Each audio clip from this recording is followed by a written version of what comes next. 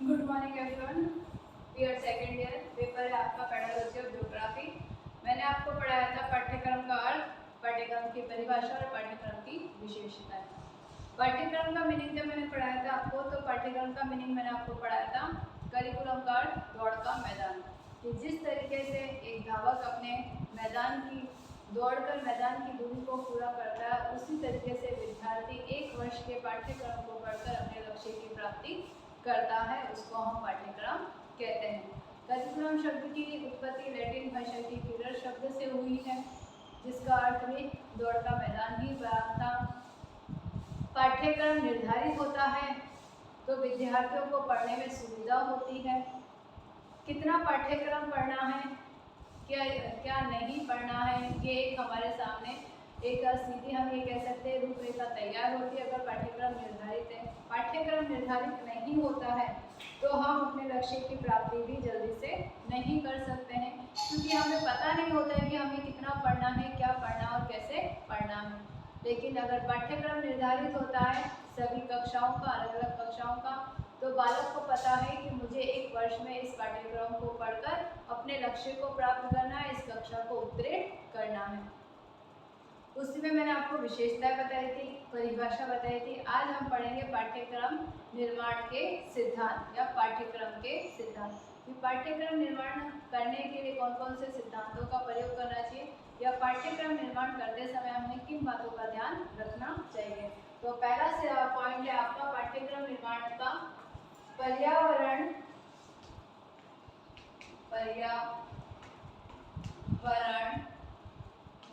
केंद्रितता, पर्यावरण केंद्रितता का सिद्धांत, पर्यावरण केंद्रित सिद्धांत होना चाहिए।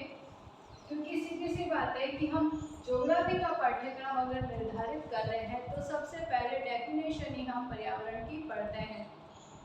हम थर्ड क्लास से जब पर्यावरण पढ़ना स्टार्ट करते हैं, ज्योग्राफी पढ़ना स्टार्ट करते हैं, तो हमारा पहला तीसरी क्लास से लेकर थर्ड क्लास से लेकर फिफ्थ क्लास तक हमारा सब्जेक्ट जो होता है वो हमारा एवोल्यूशन होता है, पर्यावरण अध्ययन होता है, ना कि हमारा ज्योग्राफी होता है या सोशल स्टडी होता है। ये कुछ नहीं होता है। हम तीसरी क्लास से लेकर पाँचवीं क्लास तक पर्यावरण अध्ययन ही पढ़ते हैं।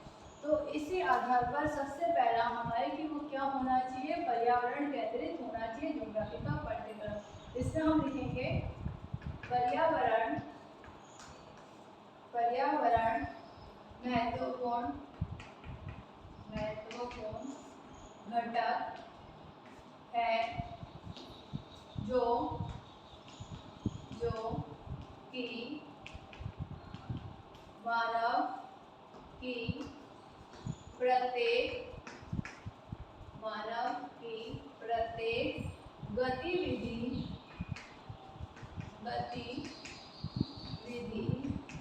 को प्रभावित करता है।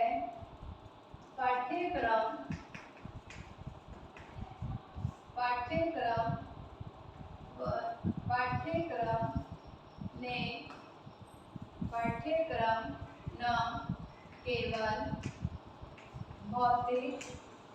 न केवल भौतिक व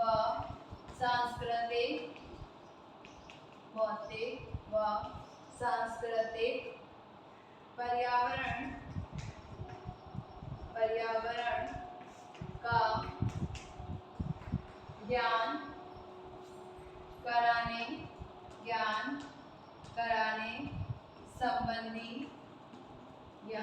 कराने संबंधी तथ्यों का उल्लेख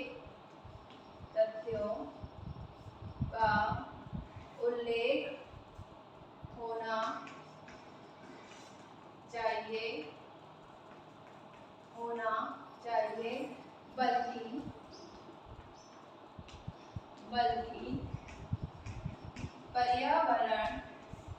बल्कि पर्यावरण के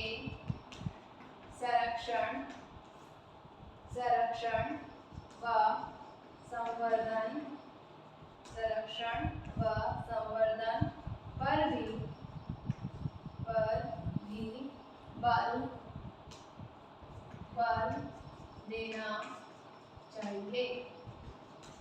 पहला पॉइंट है पर्यावरण केंद्रितता का सिद्धांत कि पाठ्यक्रम जो ज्योग्राफी का पाठ्यक्रम है वो पर्यावरण से संबंधित होना चाहिए। इसलिए पर्यावरण क्या है, महत्वपूर्ण घटक है जो कि किससे है संबंधित होता है, मानव की प्रत्येक गतिविधि को प्रभावित करता है। क्योंकि पर्यावरण है, मानव पृथ्वी पर रहता है, वायुमंडल में रहता है, वायुमंडल में अगर वायु नहीं होगी तो मानव जीवित नहीं रह सकता है, जल मंडल का होना अनिवार्य है।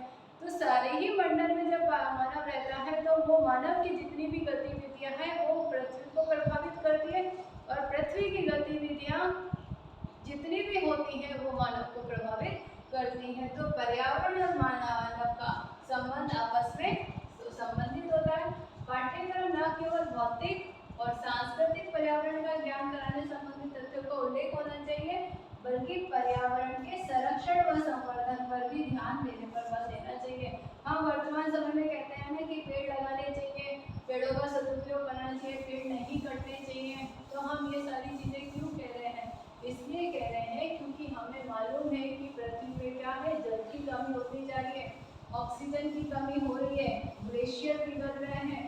अगर ये स्थिति रही तो पूरी पृथ्वी, अगर पूरे ग्लेशियर पिघल गए तो पूरी पृथ्वी पे जल ही जल हो जाएगा। जो स्तर मंडल है या जो मानव के रहने का स्थान है वो एक दिन धीरे धीरे खत्म हो जाएगा। सेकंड पॉइंट है समाज केंद्रितता, समाज केंद्रितता का सिद्धांत। समाज केंद्रितता का सिद्धांत में हम लिखेंगे भूगोल पाठ्यक्रम, भूगोल पाठ्यक्रम ऐसा होना चाहिए कि, ऐसा होना चाहिए कि उससे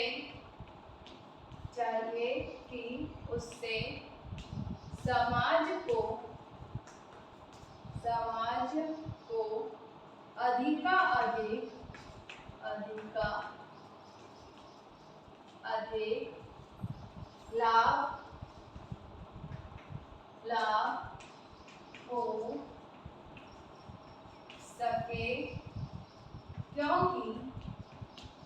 लाभ हो सके, क्योंकि प्रत्येक समाज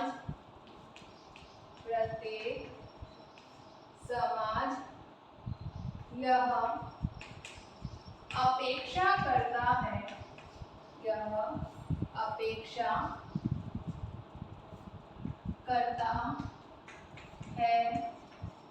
कि जिस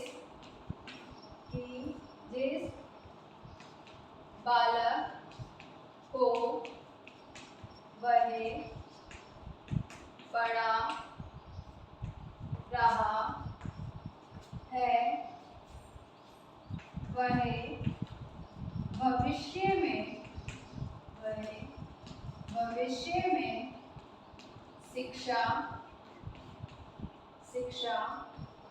पूर्ण करने के बाद उस समाज की उन्नति में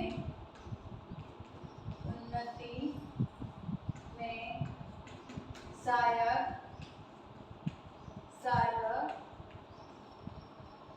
सिद्ध होगा।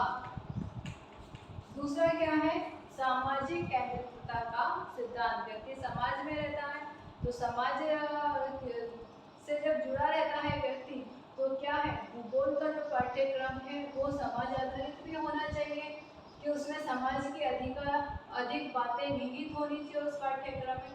क्योंकि प्रत्येक समाज ये अपेक्षा करता है कि जो भी बालक पढ़ रहा है या शिक्षा ग्रहण कर रहा है वो अपने घर का, स्वयं का, अपने घर का, अपने पेरेंट्स का और अपने समाज का, अपनी जाति का नाम, अपने देश का नाम, अपने राज्य का नाम ऊंचा करेगा। वो उसकी उन्नति के लिए आगे से आगे कार्य करेगा। तो पाठ्यक्रम जो होना चाहिए वो समाज आधारित या समाज केंद्रित भी होना चाहिए, क्योंकि जब हम पढ़ते हैं भूगोल के अंतर्गत सांस्कृतिक भूगोल या सामाजिक भूगोल, आर्थिक भूगोल, ये सारे जब हम भूगोल अलग अलग भूगोल के प्रकार पढ़ते हैं तो उसमें हम ये सारी चीज़ें भी पढ़ते हैं कि ये किस तरीके से होना चाहिए।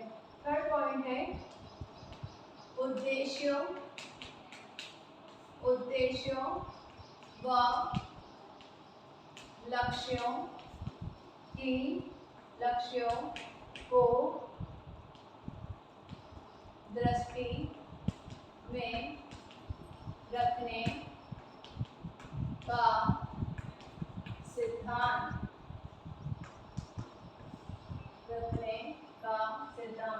उद्देश्यों व लक्ष्यों को दृष्टि में रखने का सिद्धांत। इसमें हम लिखेंगे भूगोल पाठ्यक्रम ऐसा होना चाहिए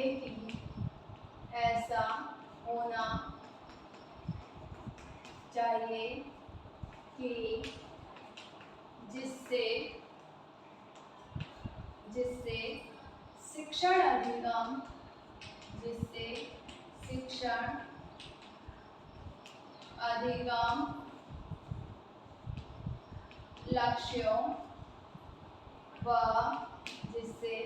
शिक्षण अधिगम लक्ष्यों व उद्देश्यों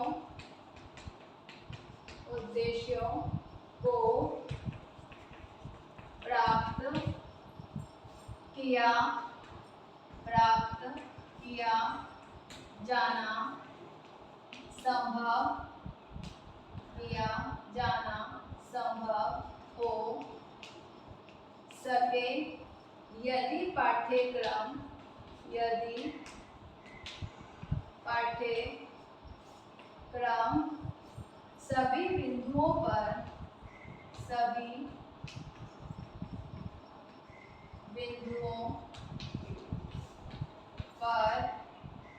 खरा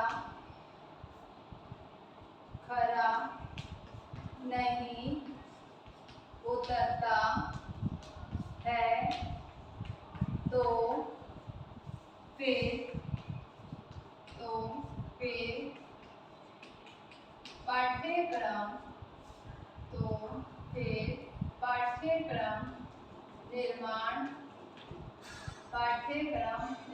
फिर पाठ्यक्रम निर्माण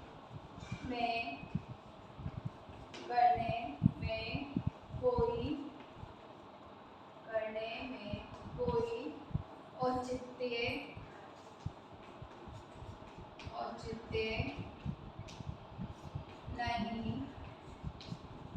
औचित्य नहीं है। उद्देश्य व लक्ष्यों को दृष्टि में रखने का सिद्धांत। भूगोल पाठ्यक्रम ऐसा होना चाहिए कि जिससे शिक्षण अधिगम लक्ष्यों व उद्देश्यों को प्राप्त किया जाना संभव हो सके। यदि पाठ्यक्रम सभी बिंदुओं पर खरा नहीं उतरता है तो फिर पाठ्यक्रम निर्माण करने में कोई औचित्य नहीं है। कि जब हम कभी भी किसी भी पाठ्यक्रम का निर्माण कर रहे हैं तो पाठ्यक्रम इस तरीके से होना चाहिए कि हमारे उद्देश्यों को और लक्ष्यों को प्राप्त करने में सहायता प्रदान करने वाला होना चाहिए। लेकिन अगर लक्ष्य उद्देश्य ही प्राप्त हम नहीं कर पा रहे हैं हमारे पाठ्यक्रम से तो उस पाठ्यक्रम का कोई भी महत्व नहीं रह जाता। फोर्थ पॉइंट है उपयोगिता का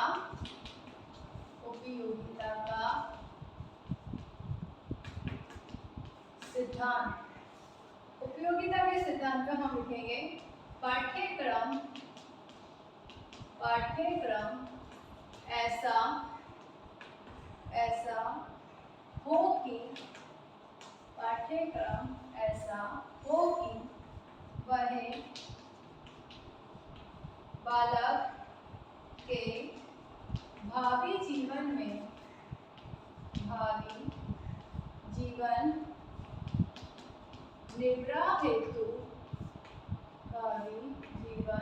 निर्वाह हेतु उपयोगी उपयोगी सिद्ध हो सके वह अपनी आजीविका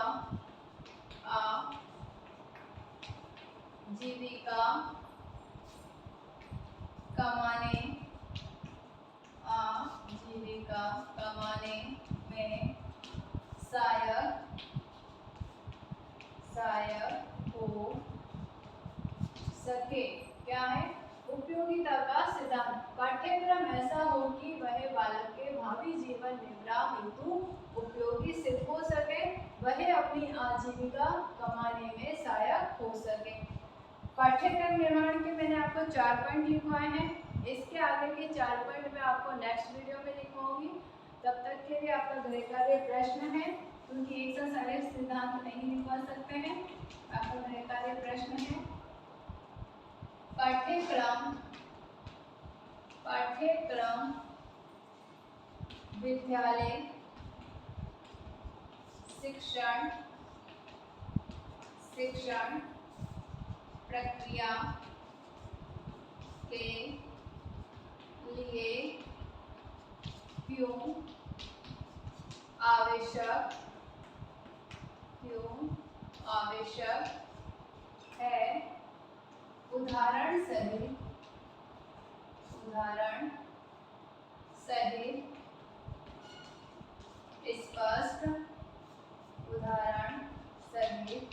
स्पष्ट कीजिए।